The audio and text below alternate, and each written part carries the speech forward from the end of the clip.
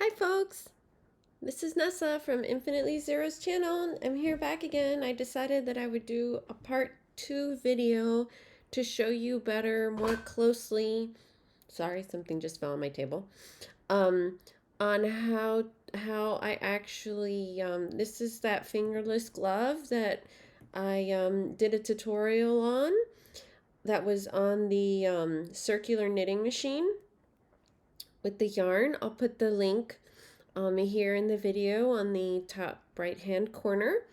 And I figured, and in the last time when I ended the video, we had taken off the waste yarn on this edge, and I was starting to join it so that I could seam it and you could see, and then leave the thumb holes on and, like that. Sorry, getting a little tongue twisted there. This is the finished one. Obviously a different yarn. But just as a refresher to show you, and then it has, sorry, I know it's like really close. It has a seam there for the thumb hole. You can move it longer or shorter if you want to warm your hands, and you can make it as long as you want depending how many rows you make. So I definitely use waste yarn in the beginning when I cast on. And I also do a strand of different colored yarn. There we go. I'm trying to figure out what's the best place to put my hand so that you guys get to see everything well, and I'm not like out of the camera range. Anyways, so I do only one row of a different contrasting yarn, so that it's easier to remove this waste yarn later. And I haven't really shown that real well on camera, how I do that. And for these I make it's a tube and then I seal the tube. So I thought maybe showing you guys how I actually seal this edge and remove that one row of yarn and remove the waste yarn would be helpful. Okay, so this was DK weight yarn. I'm going to use a my Clover, an H size hook. It's a 5 millimeter. What I like to do here is I like to line up where kind of the beginning of the stitches are, which is over there, with the other edge. I may actually be a little too close here, but okay, well, we'll see. We'll see how this goes. Okay, so I line this up like that, and then this is the edge that has the openings. So after you line that up, then I work on the separate edge and I work towards that. So here, I'm hoping you guys can see this well.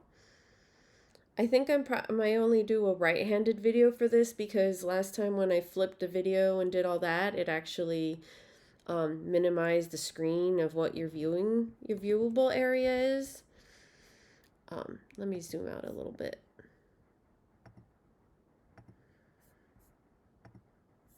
I think that might be a little better there. This is all trial and error because I don't leave the setup, in my dining room the whole time. So then, the next time when I go to do tutorials, it's not all there anymore. Okay, so here now where I have this edge, I look for these, right? But we're going to actually work in these, which are the first stitches here, all of these here. And we're going to kind of, I would say it's almost like if it was lacing because it's going from one side to the other, sort of interlocking them until we get to the edge where we started. So I'm going to start here on my right hand side. And you go in that one loop. And then you hook that into the next loop, like so. And now because I'm on my left side, I go into the next loop on the right side.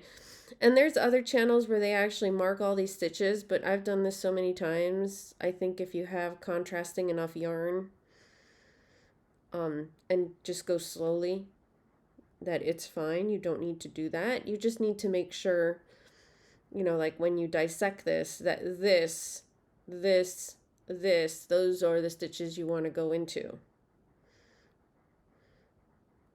So it's the first one of that contrasting color. Sorry, so I just did the left side, so now I'm coming over to the right side, which is this here. And then loop it. And this is also the same technique that I used to close the tubes when I did my blanket for Boggy Creek. And I showed that as a quick video. I didn't do a longer tutorial. Now you go back over to the next side.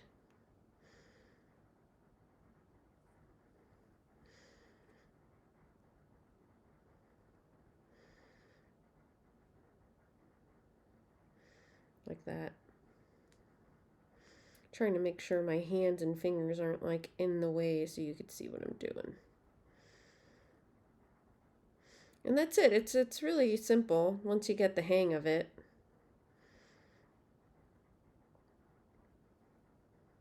See, there's the next one here. Sometimes they make themselves little if you pull too hard. And this is how it looks if you're doing it right. I know after I started doing this, I realized that this was not a good yarn to use to show you guys this. I should have used a solid. So the next time I make a pair of gloves, if it's a light colored solid pair, because I actually tend to make these a lot and I give them away or I sell them. So if anybody is interested in a pair, let me know. You know, concerning commissions, right?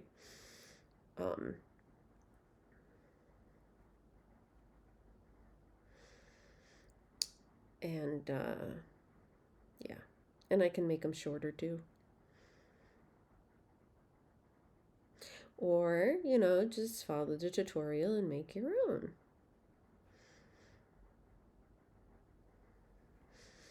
I do have a list of other items that, you know, maybe if I'm feeling better, I can make and have more energy.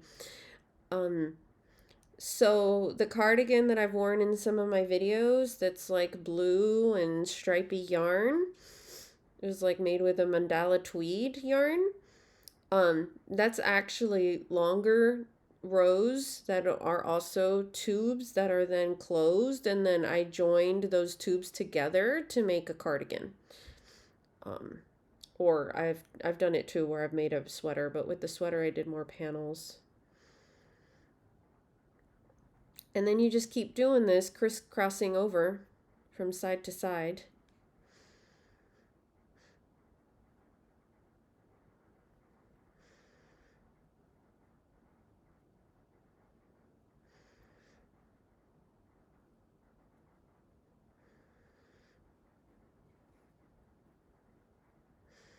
I know, I'm like, it's so quiet. Should I talk of more things? I mean, we're almost done. And this was, if you haven't seen the previous video, you should totally check that out. This was actually made on a Sentro 48 circular knitting machine.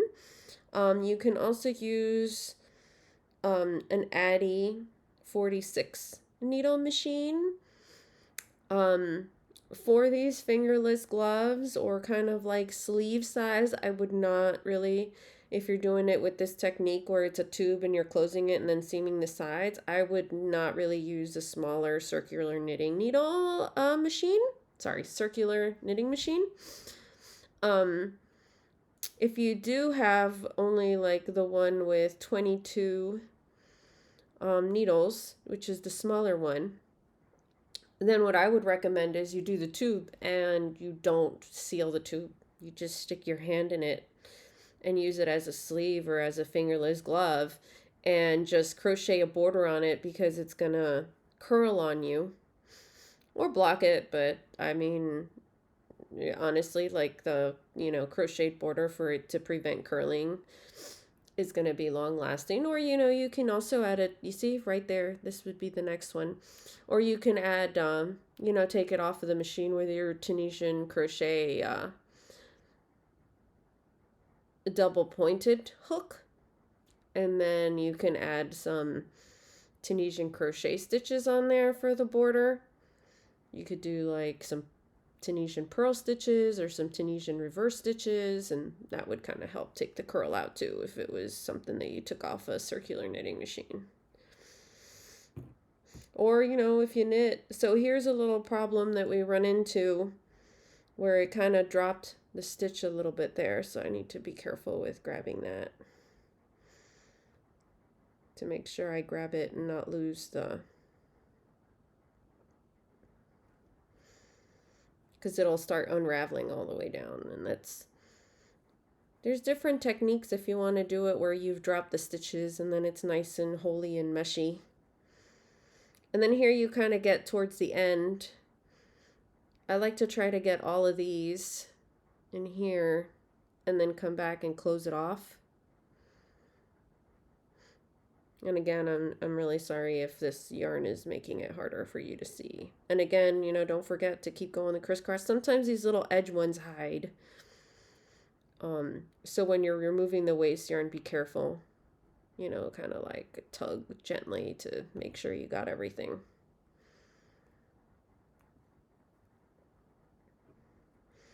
I would say that's the cross one, so this one's the one you want there. And again, you know, trial and error, right? You mess up, just undo it, redo it. I mean, it's pretty easy to knit these on the machine, so worst case, you can always make a new one. Now here you start gently taking out that one strand. And these are like remnants that I reuse.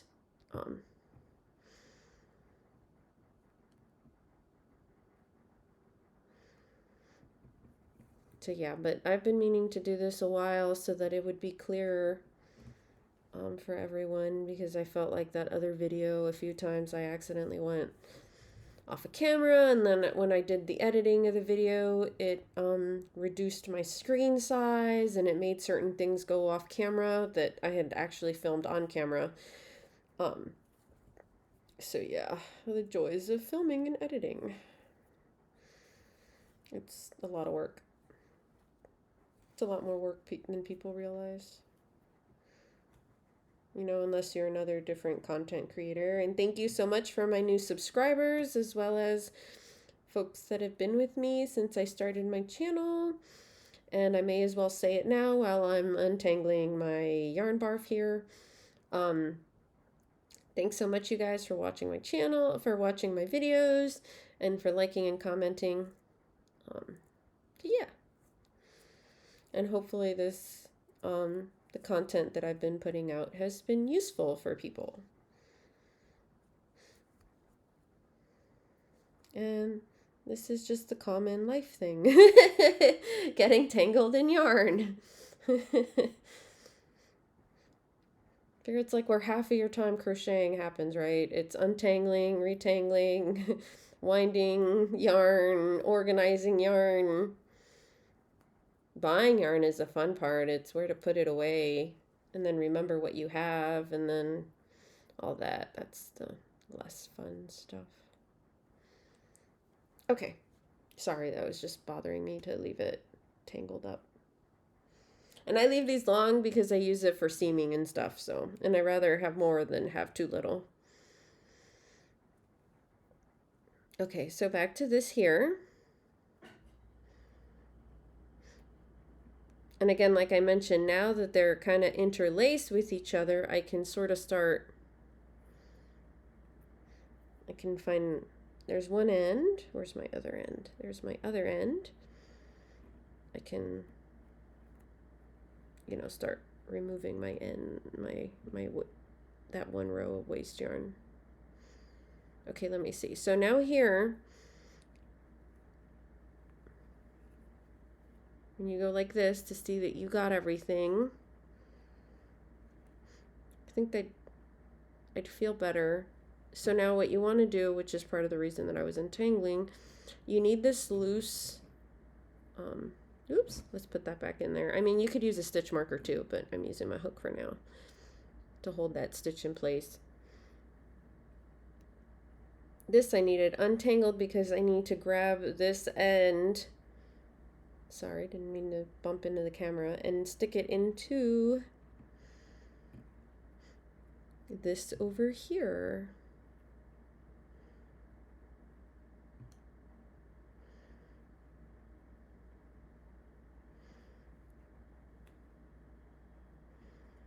So that I can close this off. See, there was a method to my madness.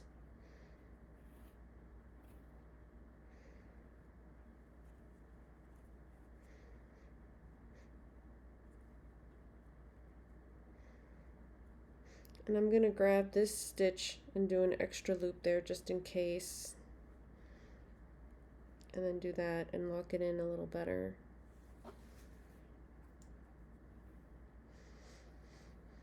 Okay, I think we're good there. It looks like I grabbed all the stitches. Not too sure about that one there. So what I do now is I grab this gray,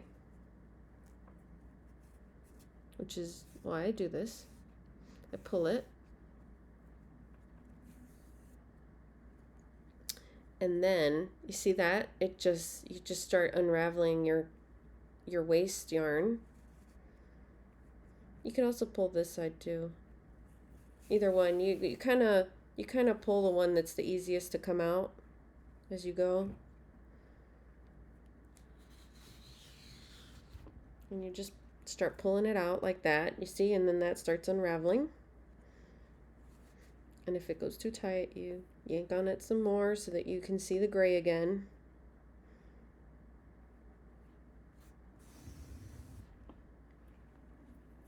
See? And it just kind of peels off, because if you didn't do that, it's a hot mess that you gotta manually go and start removing through each one. And part of the reason you do that is because some of the beginning stitches don't look as nice when you go to cast on. So if you want a nicer, clean edge, you use the waste yarn. Again, like if you're making something like a beanie where you're actually gonna cinch up your edge, you wouldn't need to do this. You would just, tighten it up, and, you would tighten up over here, your beginning edge, and that would just tighten everything. See, it would start tightening things. But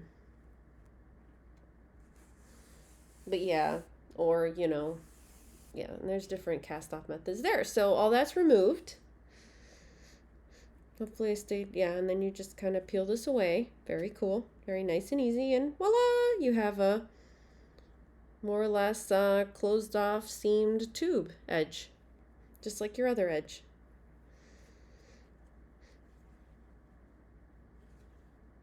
And now here, see there, I had missed one stitch that stayed within, so now I kind of need to find my edge over here.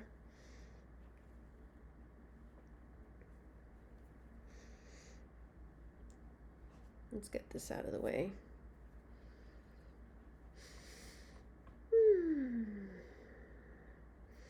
So I just released, I have an informal swatch along that's going on. I just released today the part 3 video for that swatch stitch along for the informal one, where we're using a book that I mentioned that's in the description box of those videos. Please check that out. I mean, even if you don't participate, I think just watching the videos would be informative, right? I think it is. I think it's a really good book, so actually I recommend the book if you can afford it. If not, one tip that I have is if you're in the US, you have access to your local public libraries and you have a library card, you can see if they actually have the book so you can check it out.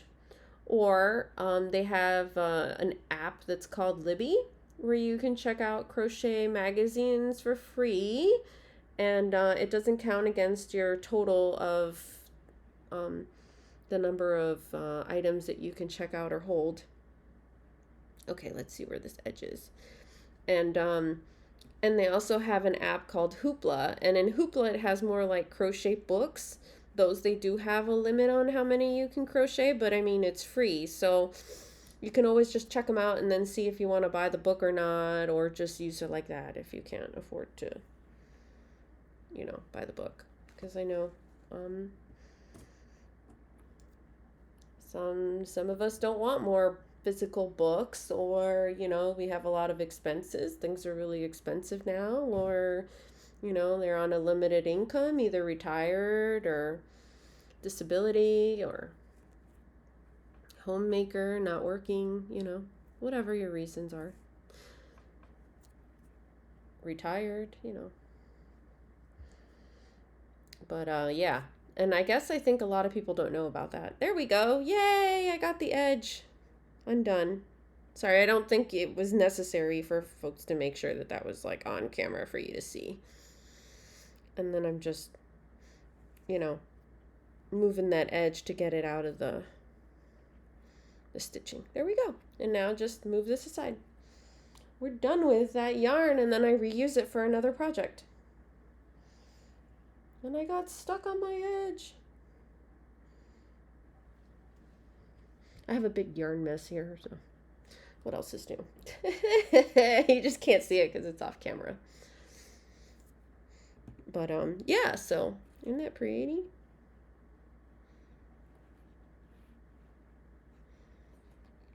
That's so pretty. Okay, so now back to our seaming. And it doesn't matter which edge is the top or which is the bottom. Let me see if I can zoom out a little more here, so you can fit more in the, hopefully that didn't make anybody dizzy.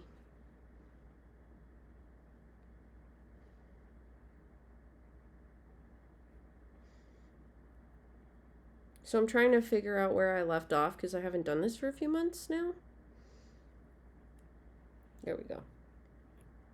Again, not the best of yarn. Sorry.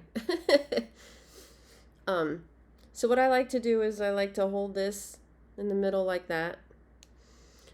And then, do you see how these stitches are? All these stitches are like little V's. I don't know if you noticed. And then they have like these little bars in between. So what I do is when I'm going through here, I'm going into the little bars, doing a crisscross again. So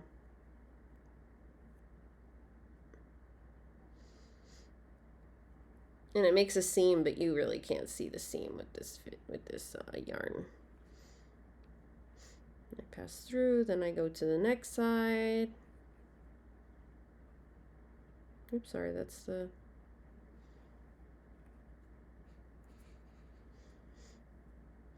I know I just grabbed this side. I think this is the next side.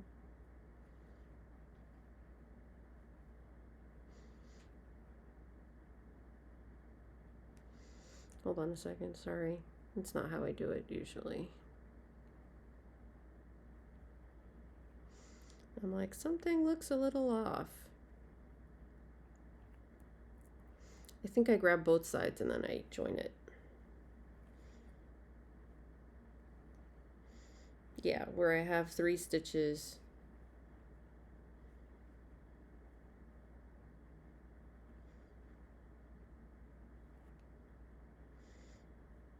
Actually, next side, then next side. Then I grab the yarn. There we go. Now I got my rhythm down.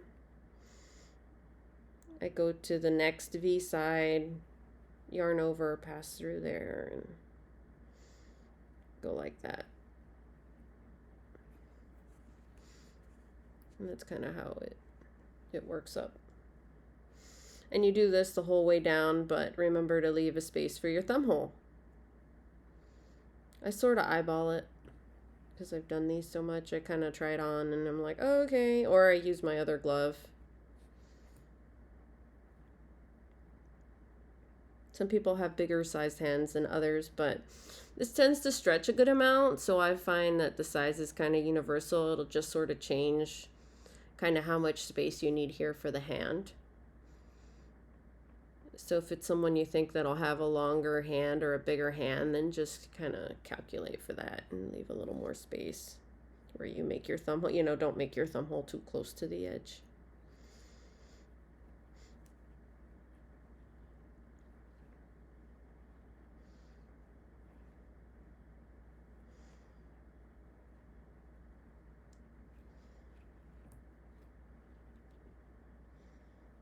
Oh man, this chair is killing my back.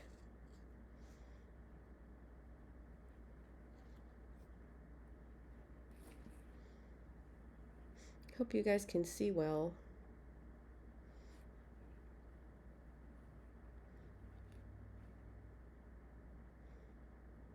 Make sure you don't skip any. Or like sometimes, you know, you may go off, you know, like you may go into this other row instead of the row you're on. So try to be mindful of that too. And so it's kind of nice to keep it held like this.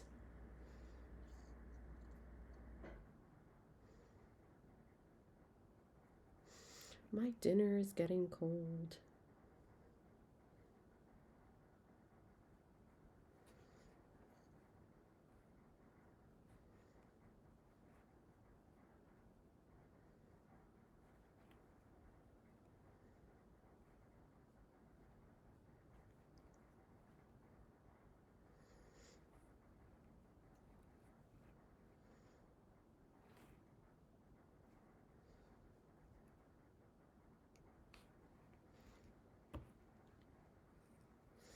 And again, I feel like this is pretty much the same for a right or a left-handed, so yeah, I think I'm just not gonna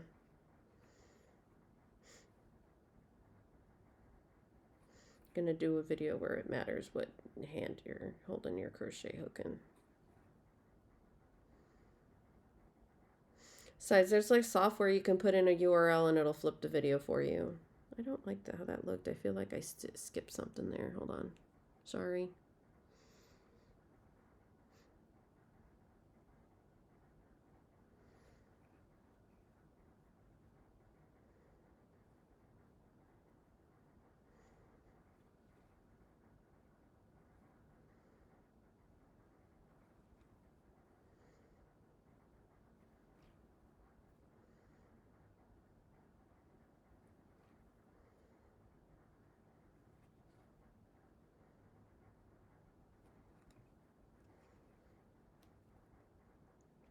And your other inside looks different than this, so if it's like a different thing and you don't want the seam showing, then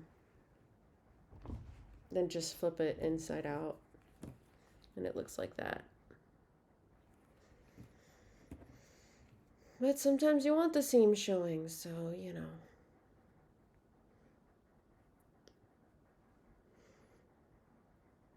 I think that's a side up. Nope.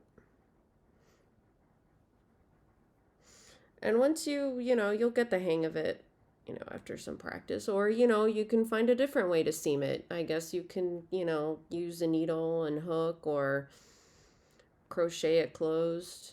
I don't know, whatever works for you to close up this tube. I don't like sewing, so, not that I don't like it. It's just, I rather crochet than have to pull out a needle and thread.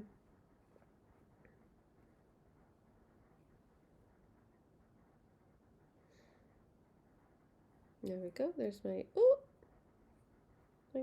something else was in the way there. There's my little edge, my little middle bar.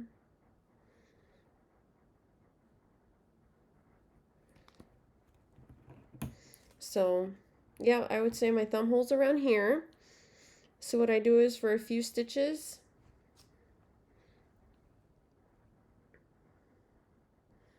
three, four, five, six, like 4 or 5 stitches, I just stay on one edge.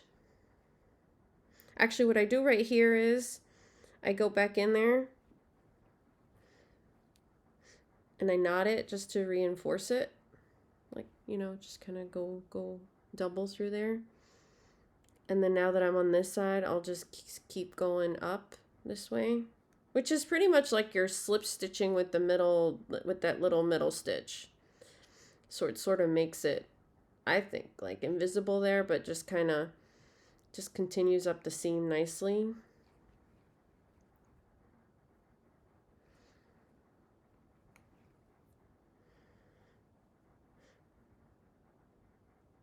You know, don't be afraid to try it on and see if you like how it looks. Maybe put a stitch marker in there or something, or so you don't lose your spot, especially if you're using yarn that's really dark or harder to see.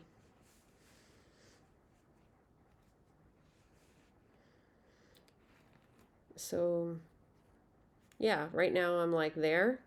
So that'd be a perfect place to now just join off and then rejoin to the other side, because it'll stretch a little bit anyways. Just align it. Sort of line up where you think you are. So that's there. So come over here to the next one. Then crisscross back over here.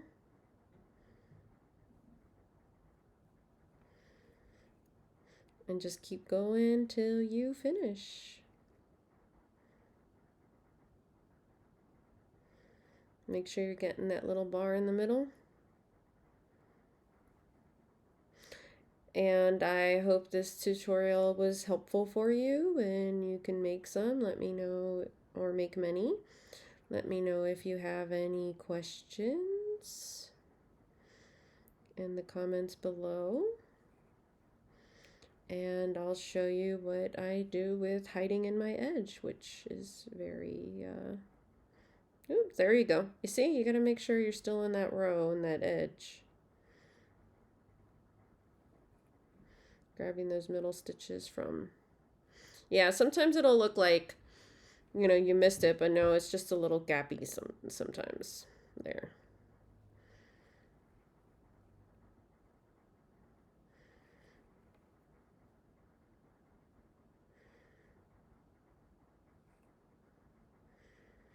And sometimes it's harder to see.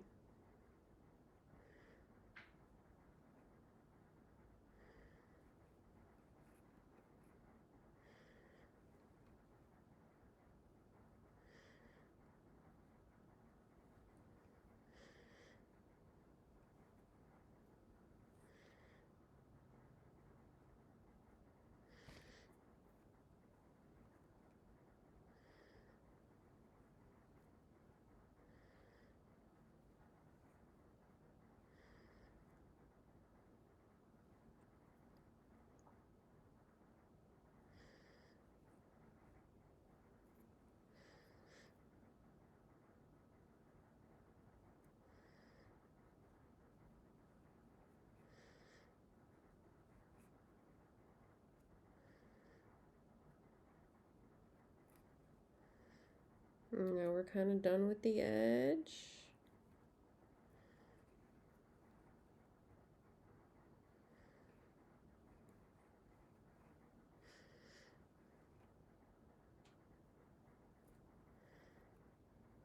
These edge stitches are always a little tricky how you want to finish them, but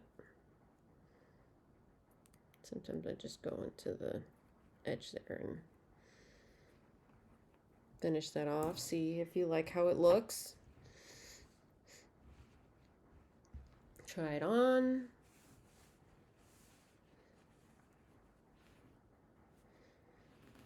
It's looking good. I did not bring scissors, but I'm gonna tie this. Let me see. No, I have scissors close by.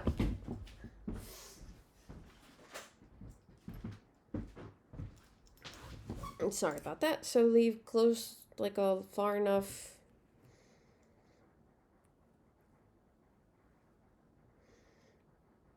What happened there? Oh, this is another strand from my seam. So I have two. One from the bottom that I worked up and one from the top that was already up here. That's what's going on here. There we go. Put that through. So what I'm going to do is I am going to loop this. Actually, I'm going to cut this really long one. Like to there. Be nice if I got scissors that I actually could cut. You know, loop it through, tie it off. And then here I'm going to make a little knot. Yes, I use knots. As long as they don't show. This is super long too. I got to cut this one too because we don't need it this long anymore either. Actually, you know what? I'm not going to tie that off because that's all the way over here. So that's really far. And this I'll cut off and weave in. Well, not weave in. I'll show you what I do instead of weaving in because this is double knit because it's a tube. So what I do now is, now that I close that off, I go through the stitching. See? Through the stitching. I grab this. I grab this yarn. I wrap it around my hook a few times. And then I pass it in through the middle of the stitches. You can use a needle too. And just hide it in there. And you do that a few times until you, until you hide it all in.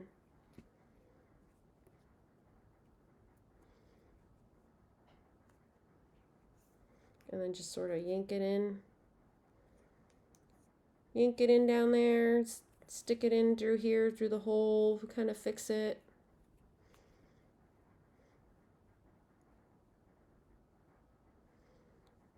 Grab and pull some more, get it in there.